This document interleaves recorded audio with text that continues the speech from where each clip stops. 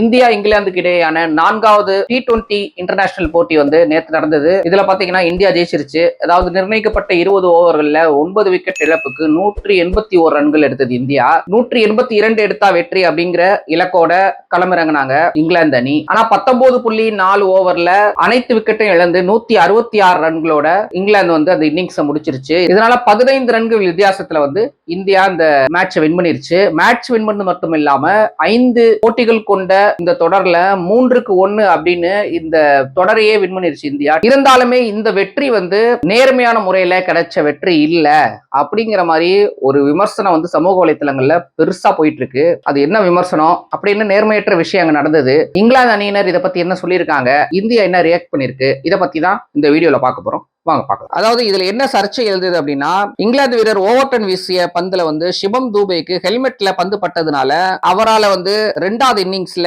Fielding பண்ண முடியல. So ICC விதிப்படி கன்கஷன் அப்படின்ட்டு அதுக்கு சொல்லுவாங்க, மாற்று வீரரை களமிறக்கணும். இப்ப சிவம் தூபேக்கு பதிலா வேகப்பந்து வீச்சாளர் ஹர்ஷித் ராணா மாற்று வீரரா வந்து இந்தியா களமிறக்குச்சு. அவர் இறக்கினதுக்கு அப்புறம் தான் அவர் எடுத்து கொடுத்த ஒரு 3 விக்கெட் தான் இந்த மேட்சையே இந்தியா ஜெயிக்கிறதுக்கான ஒரு முக்கியமான காரணமா இருந்துச்சுன்னே சொல்லலாம். சோ இதுதான் ஒரு பிரச்சனை மைய புள்ளியாயிருச்சு. ஐசிசி விதிப்படி கன்கஷன் மாற்று வீரரா என்ன பண்ணணும் அப்படின்னா லைக் டு லைக் அப்படின்னு சொல்லுவாங்க.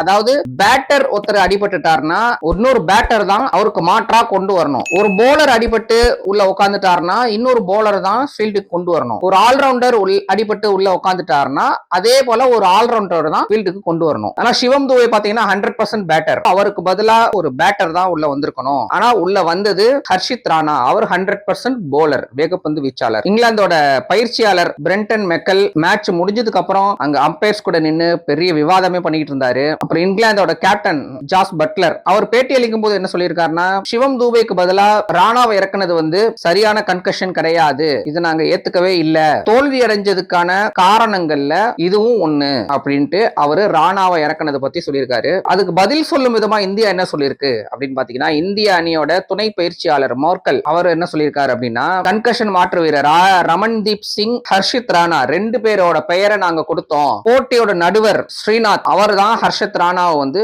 உள்ள போகட்டும் அப்படின்னு சொல்லியிருந்தாரு அப்படின்னு இந்தியா தரப்பு வாதத்தை அவர் எடுத்து வச்சாரு. ஒருவேளை சிவம் தூபேக்கு பதிலா ராணாவை இறக்கிறதுக்கு பதிலா ரமன்தீப் சிங் இறக்கி இருந்தாலோ இல்ல இன்னொரு பேட்டர் இறக்கி இருந்தாலோ இதுல இந்தியா ஜெயிச்சிருக்குமா அப்படிங்கிறதே ஒரு கேள்விக்குறியா இருக்கும். சோ இந்த பாயிண்ட தான் இங்கிலாந்து அணியினர் எடுத்து வைக்கிறாங்க. இருந்தாலும் டேமேஜஸ் ஹஸ் பீன் டன் அப்படின்னு சொல்லுவாங்க.